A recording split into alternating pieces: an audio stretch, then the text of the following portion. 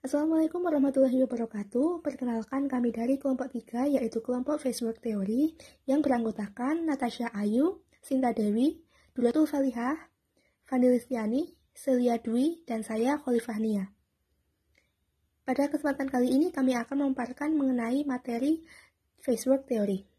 Berikut paparan dari kami. Terima kasih. Facebook Teori.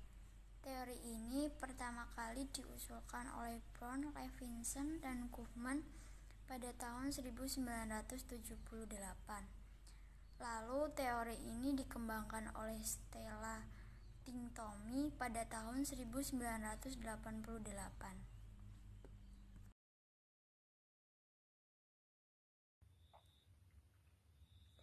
Selanjutnya, saya akan memaparkan mengenai esensi dari teori negosiasi wajah atau Facebook Theory. Esensi dari teori ini adalah untuk memahami bagaimana orang-orang dengan budaya yang berbeda mengelola hubungan dan perbedaan pendapat. Wajah dalam teori ini merupakan metafora dari citra diri yang mengacu pada gambaran seseorang terhadap orang lain.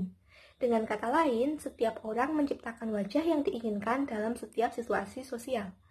Teori ini hadir sebagai dasar untuk memperkirakan bagaimana manusia akan menyelesaikan masalah berdasarkan wajah dalam kebudayaan yang berbeda.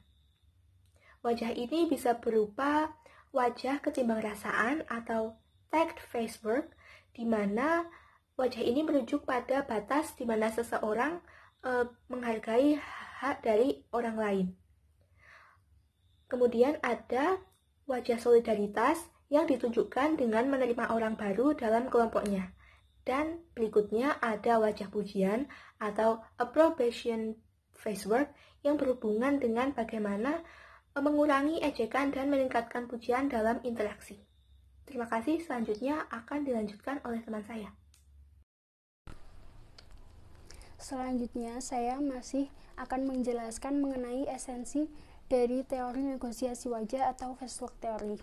Jadi, teori negosiasi wajah atau Facebook Theory ini merupakan salah satu teori yang mengakui bahwa orang dari budaya yang berbeda-beda memiliki berbagai pikiran atau pendapat atau persepsi mengenai wajah orang lain, di mana wajah atau muka ini merupakan bagian yang penting dalam kehidupan dan merupakan perumpamaan bagi citra diri seseorang, di mana citra diri merupakan hal yang sangat penting bagi diri seseorang. Karena apa? Karena citra diri ini merupakan hal yang sangat penting atau yang pertama kali dilihat oleh orang lain pada diri seseorang. Hal inilah yang kemudian menyebabkan orang yang berbeda budaya menghadapi konflik yang ada secara berbeda. Terima kasih.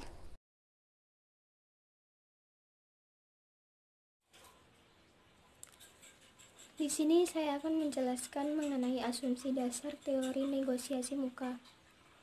Yang pertama yaitu ada identitas diri atau citra diri yang merupakan hal penting dalam interaksi intrapersonal.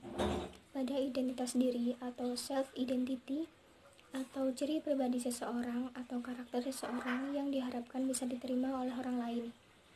Di sini mencakup pemikiran, ide, memori, dan rencana seseorang. Yang kedua yaitu konflik. Konflik merupakan komponen utama. Konflik dapat mengurangi citra sosial seseorang atau dapat merusak citra sosial seseorang. Oleh karena itu, orang-orang cenderung menegosiasi wajah mereka dalam berinteraksi dengan tujuan menghindari konflik dengan orang lain. Yang ketiga yaitu tindakan-tindakan.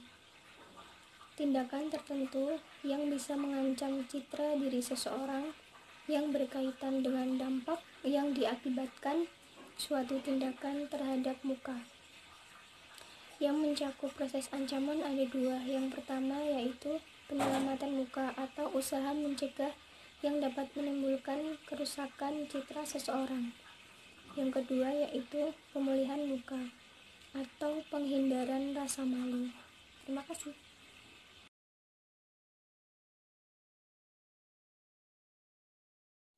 Selanjutnya, saya akan membahas mengenai konsep dari teori negosiasi wajah. Menurut Brown dan Levinson tahun 1978, mengatakan bahwa jadi teori negosiasi wajah menjelaskan mengenai bagaimana caranya orang-orang dari latar belakang yang berbeda, latar belakang budaya yang berbeda dalam mengelola hubungan komunikasi serta perbedaan pendapat dengan baik dan efisien.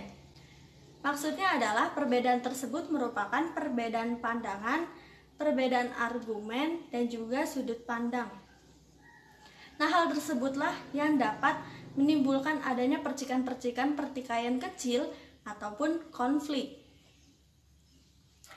Teori negosiasi wajah bisa juga disebut dengan kata citra diri maupun wajah. Citra diri memang umumnya merupakan suatu penilaian terhadap diri sendiri melalui sudut pandang orang lain. Untuk itu, apabila citra diri seseorang merasa terancam, maka ia akan terdorong untuk mempertahankan citra dirinya hingga mengembangkan citra diri tersebut. Namun ada juga pihak yang memilih untuk mengancam pihak lain demi menjaga citra diri atau nama baiknya dari sudut pandang orang lain.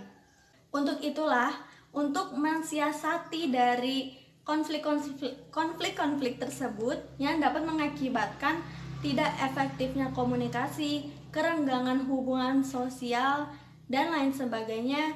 Untuk itu, Turner tahun 2008 mencetuskan beberapa cara mengelola konflik atau manajemen konflik.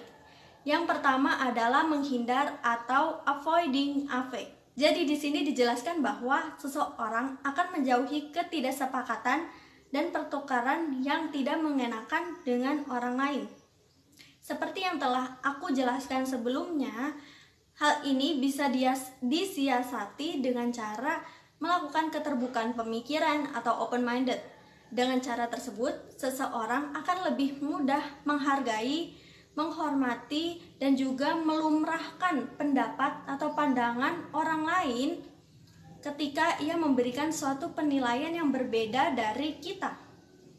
Karena kita bisa beranggapan bahwa lawan bicara kita mengatakan hal demikian terhadap suatu hal atau suatu objek berdasarkan norma-norma sosial yang ada di lingkungannya, adat istiadat, kebiasaan, kepercayaan, atau norma-norma sosial yang memang telah lumrah pada lingkungan sosial mereka.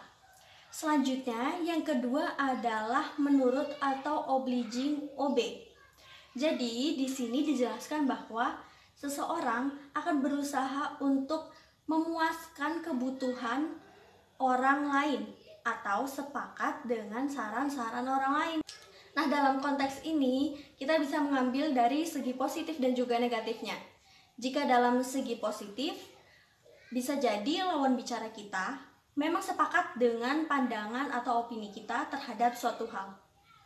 Dan jika dalam konotasi negatif, bisa jadi orang tersebut terlalu pasif dalam perbincangan atau diskusi, sehingga kesannya hanya salah satu pihak saja yang terlihat superior atau yang paling menonjol atau yang paling aktif dibandingkan orang tersebut. Hal ini bisa disebabkan oleh disonansi yang muncul dalam pemikiran manusia. Misalnya merasa tidak enak untuk menegur atau menggubris karena ya mengingat tadi orang lain itu kurang merasa nyaman ketika kita harus mengkritik secara berlebihan, terutama kepada orang yang baru dijumpai, sehingga ia lebih memilih diam dan menurut. Itu bisa seperti itu. Nah, dalam hal ini ada sebenarnya solusi yang dapat kita lakukan, yaitu dengan cara kita tetap menyampaikan opini kita. Jadi walaupun ada teman yang misal mengusulkan suatu hal, nah kita tuh juga bisa mengkritik atau memberikan saran-saran atau komentar, namun hanya saja penggunaan bahasa serta pemilihan kalimat-kalimat yang harus kita perhatikan agar maknanya tidak ke arah yang negatif atau menyinggung satu pihak. Sekian penjelasan dari saya, terima kasih. Masih mengenai konsep teori negosiasi wajah, yang di situ terdapat gaya-gaya konflik yang mencakup berkompromi atau compromising. Jadi di dalam berkompromi itu, seorang individu berusaha untuk menemukan problem solving untuk mengatasi suatu persoalan dan menggunakan pendekatan take and give sehingga kompromi dapat tercapai. Berikutnya yaitu mendominasi atau dominating. Gaya mendominasi mencakup tindakan-tindakan yang menggunakan pengaruh, wewenang, maupun keahlian untuk menyampaikan gagasan atau guna mengambil kesepakatan. Yang berikutnya, mengintegrasikan atau integrating. Jadi gaya mengintegrasikan digunakan untuk menemukan titik persoalan atau titik permasalahan. Dalam integrasi dibutuhkan perhatian yang tinggi untuk diri sendiri dan orang lain.